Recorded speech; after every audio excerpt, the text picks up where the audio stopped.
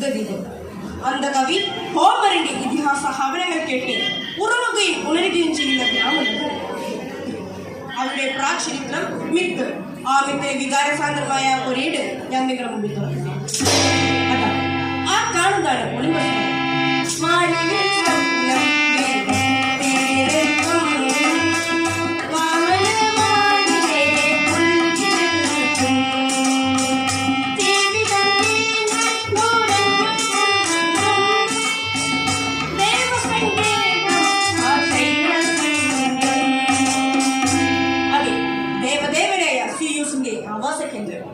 ഇതിനപ്പുറത്ത് പല്ലിൽ ചാർക്കുന്ന ഭൂതപ്രേതങ്ങളും കഴുകമാർ വട്ടപ്പെട്ട് പറക്കുന്നതുമായ ഏഡീസിന്റെ അരികിലുള്ള focus Parvatam.